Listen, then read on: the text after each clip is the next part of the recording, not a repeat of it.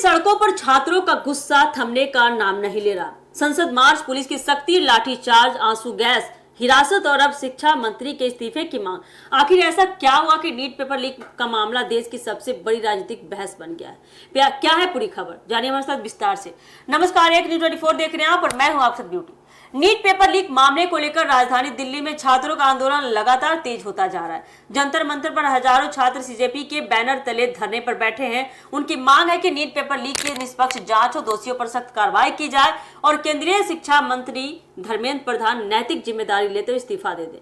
सोमवार को सीजेपी ने संसद मार्च का आह्वान किया। वही बड़ी संख्या में छात्र संसद की ओर बढ़े, लेकिन दिल्ली पुलिस ने कई जगह बैरिकेडिंग कर उन्हें रोक दिया। प्रदर्शनकारियों और पुलिस के बीच धक्का मुक्की भी हुई, जिसके बाद हालात तनावपूर्ण हो चुके हैं। पुलिस ने भीड़ को रोकने के लिए लाठी चार्ज किया और आंसू गैस के गोले भी छोड़े। इस दौरान कई छात्रों के घायल होने की भी खबर सामने आई है, जबकि कई प्रदर्शनकारियों को हिरासत में भी ले लिया गया। छात्रों का आरोप है कि शांतिपूर्ण प्रदर्शन पर जरूरत से ज्यादा बल प्रयोग किया गया है।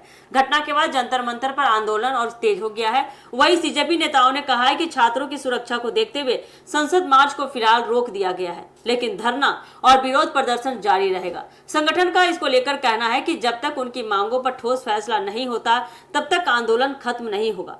इस बीच विपक्ष ने भी सरकार को घेरना शुरू कर दिया है। तृणमूल कांग्रेस यानी कि टीएमसी सांसद महुआ मोइत्रा ने सोशल मीडिया प्लेटफॉर्म एक्स पर शिक्षा मंत्री धर्मेंद्र प्रधान पर तीखा हमला बोला है। उन्होंने तंज कसते हुए लिखा है कि हो सकता है शिक्षा मंत्री को इस्तीफा लिखना ही नहीं आता हो। उन्होंने कहा कि इतनी बड़ी परीक्षा में पेपर लीक होने के बाद भी शिक्षा मंत्री को नैतिक जिम्मेदारी लेते हुए इस्तीफा देना चाहिए। विपक्ष का आरोप है इसको लेकर कि सरकार छात्रों के भविष्य से जुड़े इतने गंभीर मामले में जवाबदेही से बच रही है। वही सरकार का कहना है कि पेपर लीक से जुड़े मामलों में जांच एजेंसियां तेजी से कार्रवाई कर रही है और दोषियों की किसी भी कीमत पर नहीं छोड़ा जाएगा। प्रधानमंत्री नरेंद्र मोदी भी इस मुद्दे पर कह चुके हैं कि पेपर लीक राजनीति का विषय नहीं है और सरकार छात्रों के भविष्य के साथ कोई समझौता नहीं करेगी। दिल्ली में जारी इस आंदोलन का असर संसद के मॉनसून सत्र पर भी देखने को मिल रहा है। विपक्षी दलों ने संसद के भीतर और बाहर छात्रों पर हुई पुलिस कार्रवाई और नीट पेपर लीक का मुद्दा जोर शोर से उठाया है। दूसरी ओर राजधानी में सुरक्षा व्यवस्था और कड़ी कर दी गई है। संसद और आसपास के इलाकों में अतिरिक्त पुलिस बल तैनात है।